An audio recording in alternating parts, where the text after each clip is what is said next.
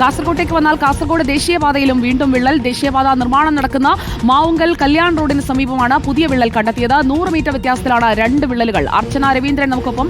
അർച്ചന രവീന്ദ്രൻ, പുതിയ വിള്ളലുകൾ എന്ന് പറഞ്ഞാൽ ആശങ്കയുടെ തോത് കൂടുന്നു എന്നതുകൂടിയാണ് അർത്ഥം. ഇതിപ്പോൾ നീളത്തിൽ ഒരു സിക്സാഗ് പോലെ കിടക്കുകയാണല്ലോ വിള്ളൽ, അർച്ചന.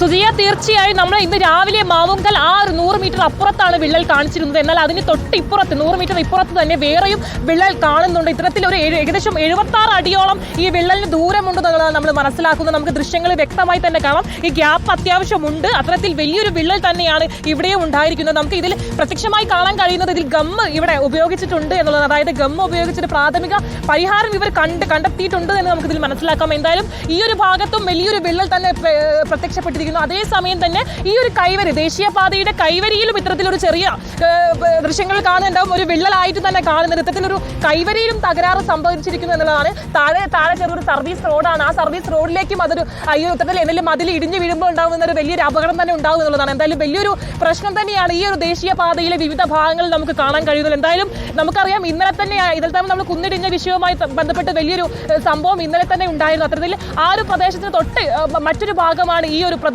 എന്ന് പറയുന്നത്. ആ ഭാഗത്തുമാണ് ഇത്തരത്തിലൊരു സംഭവം ഉണ്ടായിരിക്കുന്നത്. ഇതിന് താഴെയാണ് ഇന്നലെ ഒരു സർവീസ് റോഡ് ഇടിഞ്ഞ് തകർന്ന് വീണത്. ആ സർവീസ് റോഡ് ഇന്നലെ തന്നെ പരിഹാരമാക്കിയിരുന്നു, കുഴി മണ്ണിട്ട് മൂടിയിരുന്നു. എന്നാൽ അതിന്റെ തൊട്ട് മുകളിലായിട്ട് ഇന്ന് വിള്ളൽ കാണപ്പെട്ടിരിക്കുന്നു. എന്തായാലും ഈ അധികൃതർ ഇതെല്ലാം കാണുമെന്ന് നമ്മൾ പ്രതീക്ഷിക്കുന്നു. കാരണം ഇന്ന് വൈകുന്നേരത്തോടെ ഒരു അവലോകന യോഗമുണ്ട്. കളക്ടറും അതുപോലെ തന്നെ NHAയുടെ ഉദ്യോഗസ്ഥരും ചേർന്ന ഒരു അവലോകന യോഗമുണ്ട്. യോഗത്തിന് ശേഷമായിരിക്കും ഒരു റിപ്പോർട്ട് സമർപ്പിച്ചായിരിക്കും ഇതിനൊരു പരിഹാരം കാണുക എന്നുള്ളത് നമ്മൾ കളക്ടറോട് ബന്ധപ്പെട്ടപ്പോൾ നമുക്ക് അറിയാൻ സാധിച്ചിരുന്നു. എന്തായാലും വലിയൊരു വിള്ളൽ വിവരങ്ങൾ നൽകിയത്. കാസർഗോഡ് 53 മീറ്റർ നീളത്തിൽ 4.1 മീറ്റർ വീതിയിൽ വിള്ളൽ രൂപപ്പെട്ട് അവിടെ കിടക്കുകയാണ്.